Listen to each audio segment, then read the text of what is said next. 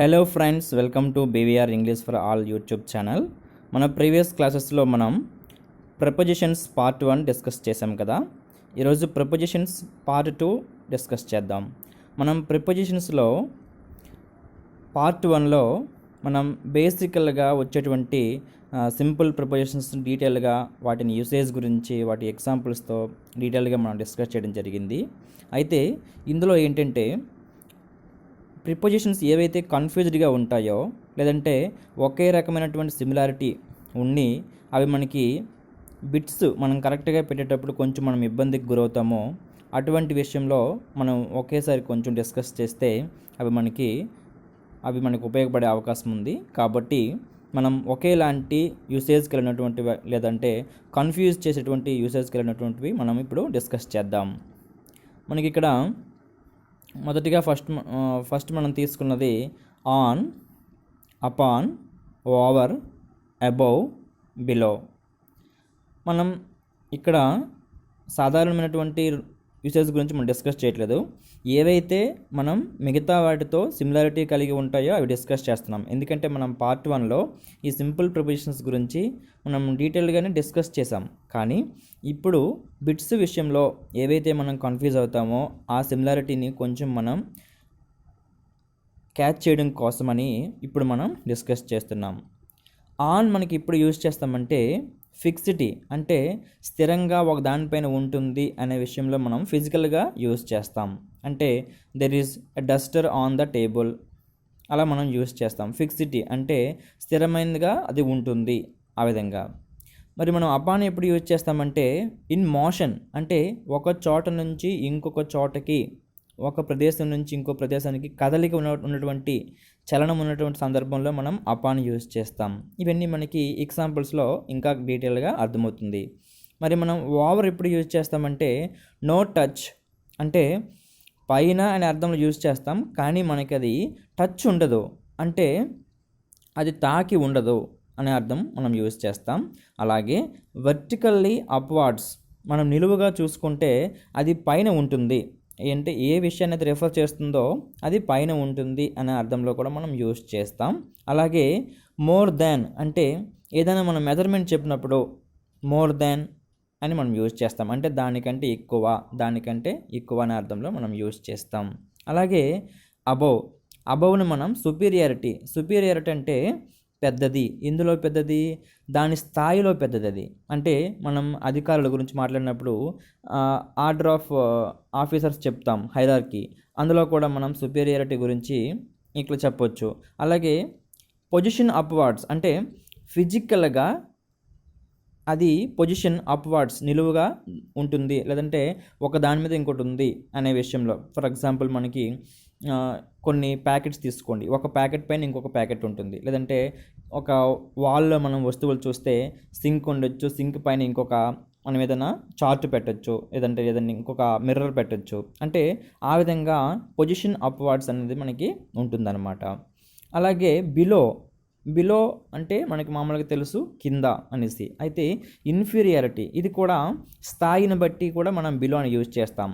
అంటే ఇప్పుడు మనం చెప్తాం బిలో ద సీ లెవెల్ అని చెప్తాం, ఆ రకంగా, అంటే సముద్ర మట్టానికి దిగువన అనేసి, అంటే ఆ విధంగా మనం చెప్తాం. అలాగే పొజిషన్ అప్వార్డ్స్, ఫిజికల్గా కూడా పొజిషన్ డౌన్వార్డ్స్, ఫిజికల్గా కూడా మనకి ఇది కింద స్థాయిది. ఇప్పుడు ఏ విధంగా మనం ఇక్కడ చెప్పామో మిర్రర్ అండ్ సింక్ అనే ఎగ్జాంపుల్, అందులో కింద వస్తువుని ఇది రెఫర్ చేస్తే పై వస్తువుని ఇది రెఫర్ చేస్తుంది. అలాగే ఇది స్థాయిల్ని రెఫర్ చేస్తుంది, హెడ్ మాస్టర్, టీచర్, క్లర్క్, ఇలా. అలాగే అందులోనే ఇన్ఫీరియారిటీని కూడా ఇది డిస్కస్ చేస్తుంది అనమాట. సో ఈ విధంగా మనం బేసికల్గా వాటి తలక మెయిన్ కీవర్డ్స్ని మనం ఈ విధంగా ఇవ్వడం జరిగింది.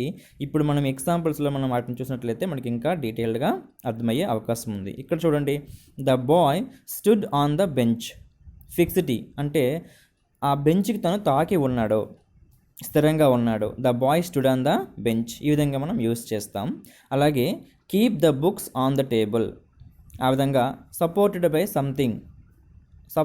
సంథింగ్ అంటే ఒక దాని చేత సపోర్ట్ చేయబడింది, సపోర్ట్ చేయబడుతుంది. ఆ విధంగా మనం యూజ్ చేస్తాం. సో ఫిక్స్డ్ కానీ సపోర్ట్ చేయబడి ఉండి కానీ మనం ఈ విధంగా ఆన్ యూజ్ చేస్తాం. అయితే అపాన్ చూడండి, ఇన్ మోషన్ అంటే కదలిక ఉంటుంది. ఏ విధంగా అంటే the dog sprang upon the stranger. Dog ఏం చేసింది? స్ప్రాంగ్, గెంతు వేసింది. లేదంటే ఎవరి మీదకి? ద స్ట్రేంజర్, ఆ కొత్త వ్యక్తి మీదకి అది ఒక్కసారిగా జంప్ చేసి వెళ్తుందన్నమాట. సో ఆ విధంగా అక్కడ కదలిక అనేది ఉంది. అలాగే the apple fell upon the ground. Apple ఏం చేసింది? గ్రౌండ్ మీద పడింది, నేల మీద పడింది. సో ఆ విధంగా కదలిక ఉంది. సో మనకి కదలిక ఉన్నప్పుడు మనం అపాన్ యూజ్ చేస్తాం. అలాగే చూడండి, birds fly over our heads.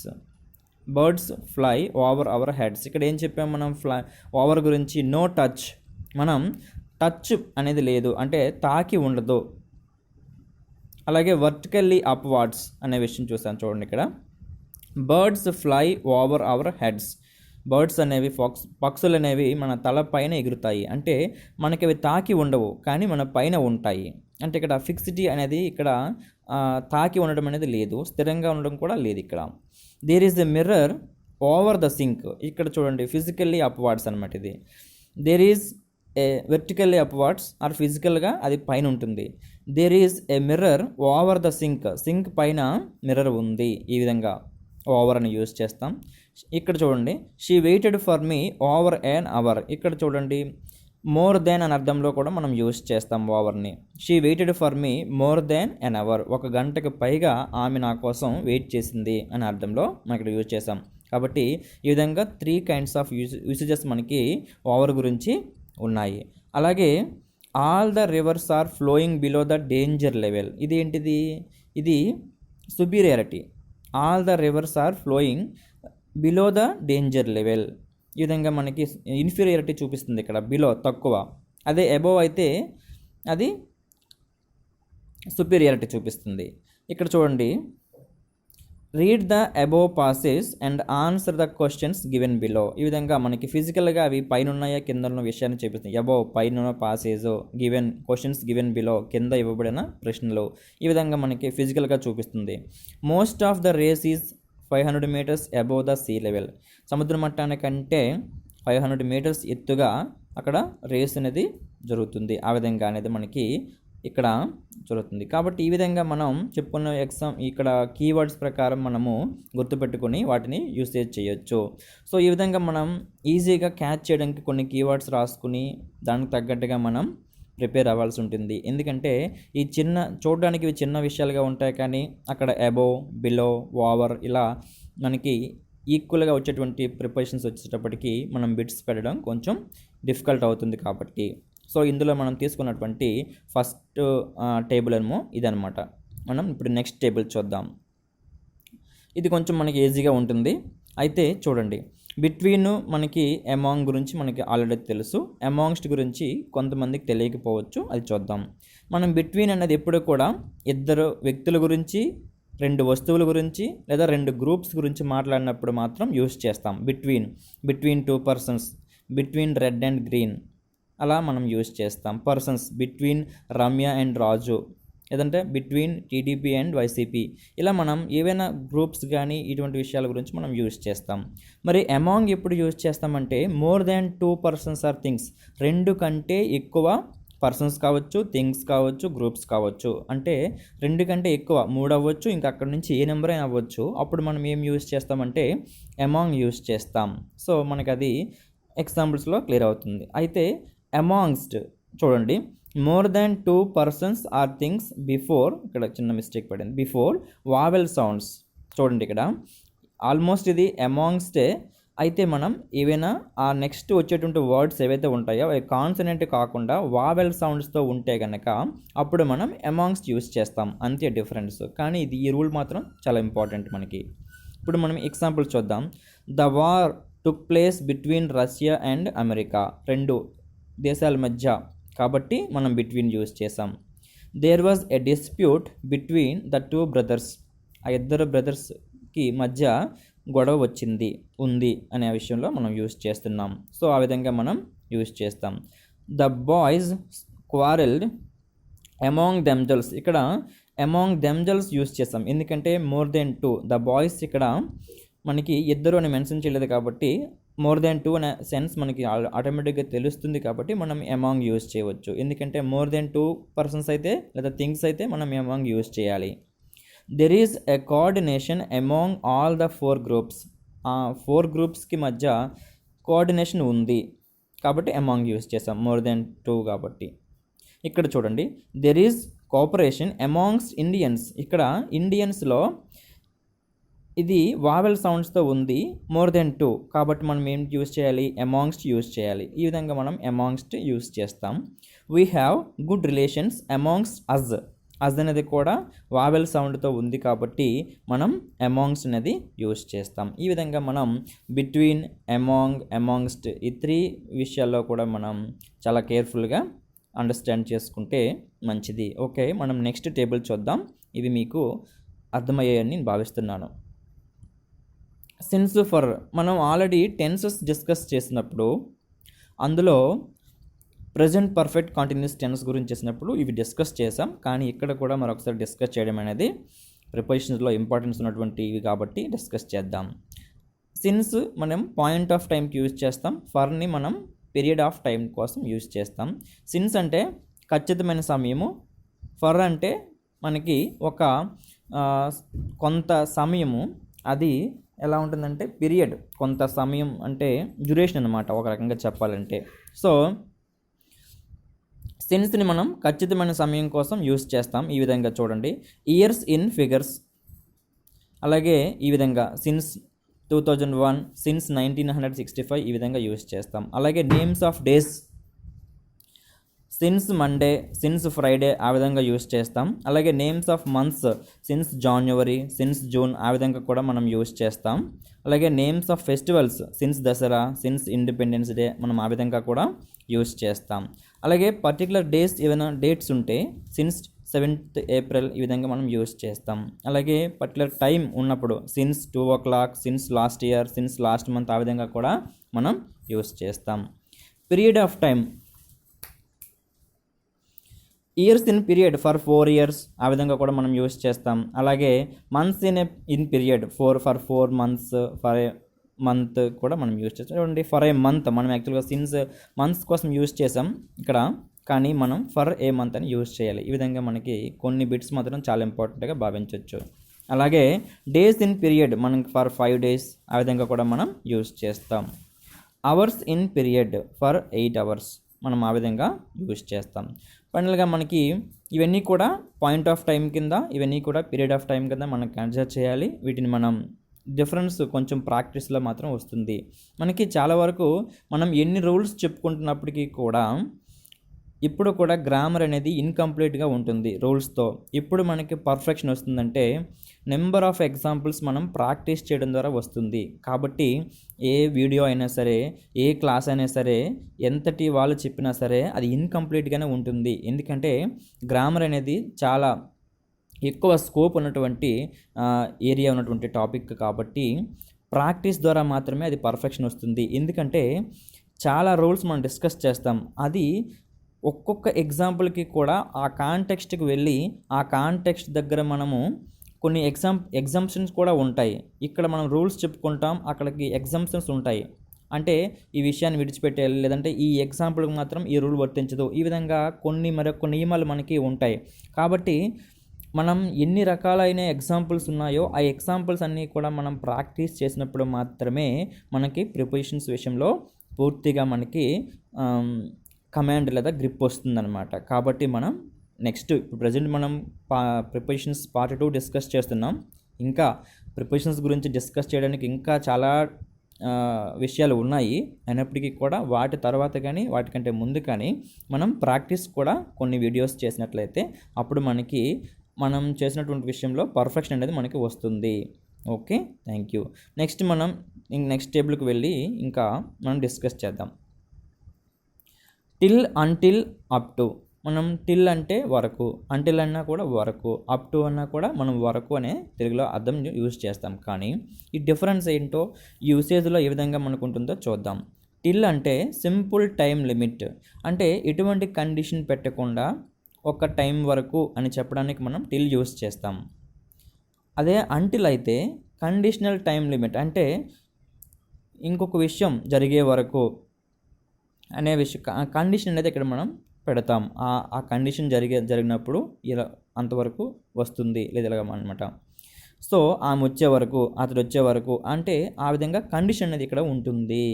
Up to అంటే ప్లేస్ అండ్ టైం లిమిట్, ఒక స్థలానికి వరకు కావచ్చు, ఒక సమయం వరకు కూడా కావచ్చు. మనం అప్ టుని ఆ విధంగా యూజ్ చేస్తాం. ఇక్కడ చూడండి, please wait for me till this evening, ఈ సాయంత్రం వరకు నా కోసం దయచేసి వెయిట్ చెయ్యి. ఐ స్లెప్ట్ టిల్ 6 o'clock, నేను 6 o'clock వరకు పడుకున్నాను. సో ఈ విధంగా మనకి సింపుల్ టైం లిమిట్ అనేది మనం ఇండికేట్ చేయడం కోసం టిల్ని యూజ్ చేస్తాం. ఇక్కడ చూడండి, please wait there until he comes, అతడు వచ్చే వరకు అనేది ఇక్కడ ఏంటి, కండిషనల్, ఇది కండిషన్.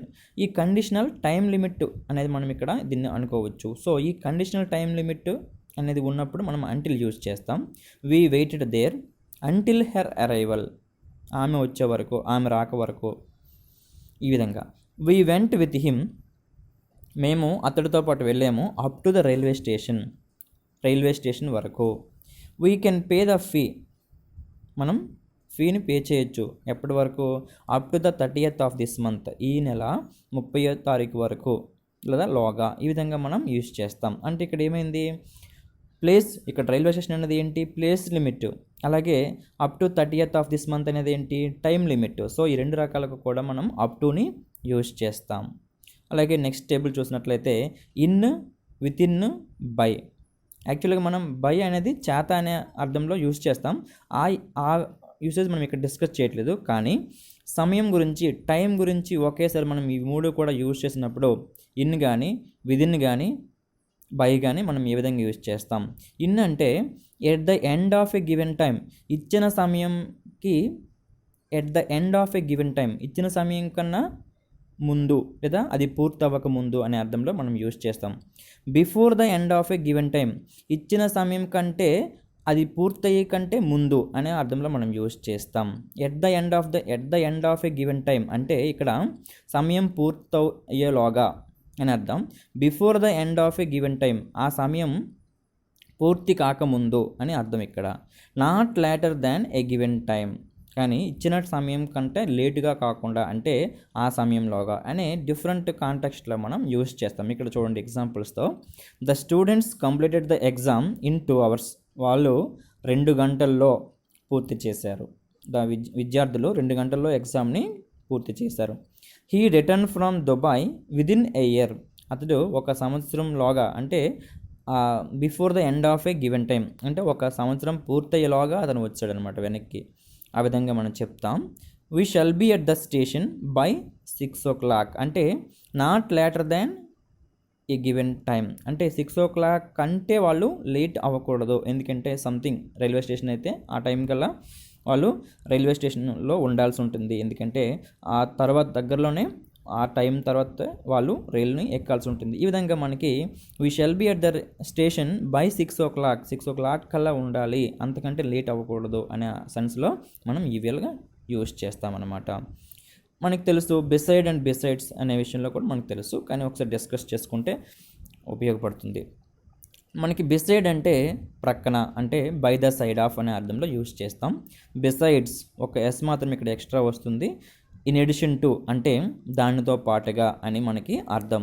ఇది బిసైడ్ అంటే ప్రక్కన, బిసైడ్స్ అంటే దానితో పాటుగా.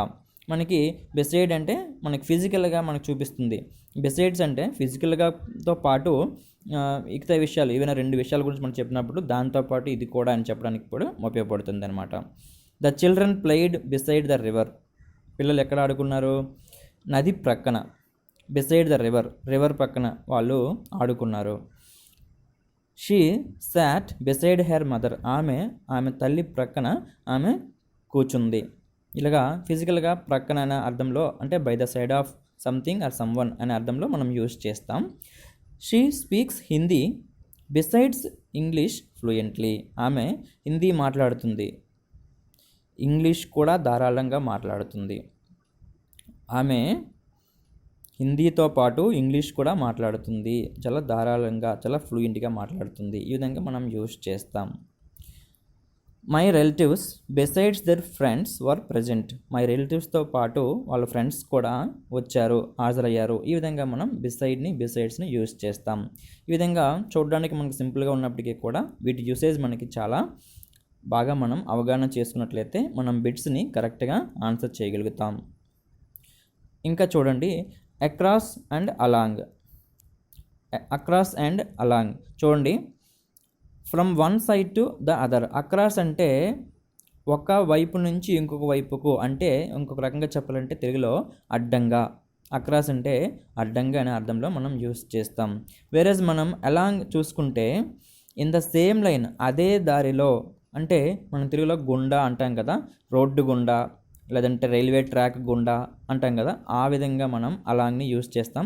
అక్రాస్ అంటే అడ్డంగా, అంటే ఒక సైడ్ నుంచి ఇంకొక సైడ్కి, ఒక ప్రక్క నుంచి ఇంకో ప్రక్కకు రావడం ఒక రకంగా చెప్పాలంటే, అంటే రోడ్డుకి అడ్డంగా అనే అర్థంలో యూస్ చేస్తాం. వేరేజ్ మనం అలాంగ్ని ఎలా యూస్ చేస్తామంటే రోడ్డు వెంబడి, రోడ్డు గుండా అనే మనం యూస్ చేస్తాం తెలుగు అర్థంలో. While he was running across the road. అతడు రోడ్డుకి అడ్డంగా పరిగెడుతున్న సమయంలో he met with an accident. అతడు యాక్సిడెంట్కి గురయ్యాడు. ఆ విధంగా యూజ్ చేస్తాం. He was running along the road to catch the bus. అతడు ఏం చేస్తున్నాడు ఇంకొక కాంటెక్స్ట్లో, అతడు రోడ్డు వెంబడి పరిగెడుతున్నాడు. ఎందుకు? బస్సుని క్యాచ్ చేయడానికి, బస్సుని ఎక్కడానికి అతడు ప్రయత్నిస్తున్నాడు అనమాట. సో ఇతడు ఏం చేస్తున్నాడు ఇక్కడ, అలాంగ్ విషయంలో రోడ్డు గుండా పరిగెడుతున్నాడు. పై కాంటెక్స్ట్లో ఏంటి, అతడు రోడ్డుకి అడ్డంగా పరిగెడుతున్నాడు. కాబట్టి అక్రాస్ని మనం ఆ విధంగా యూజ్ చేస్తాం, అలాంగ్ని మనం ఈ విధంగా యూజ్ చేస్తాం. ఈ విధంగా మనకి కన్ఫ్యూజ్డ్ ప్రపోజిషన్స్ని మనము డీటెయిల్గా డిస్కస్ చేయడం జరిగిందని భావిస్తున్నాను. ఇంకా మనకి to watch more videos on grammar and English, spoken English are lessons from intermediate, please subscribe our channel if you haven't at. And ఇంకా ఈ మెటీరియల్ మీకు కావాలనుకుంటే కనుక ఈ నెంబర్ని మీ మొబైల్లో సేవ్ చేయండి. అలా అయితే మేము పంపించే లింక్స్ అనేవి యాక్సెస్ అవుతాయి. అలాగే మీరు కనుక వాట్సాప్ చేసినట్లయితే ఈ మెటీరియల్ మీకు పంపించడం జరుగుతుంది. Thank you so much for your support.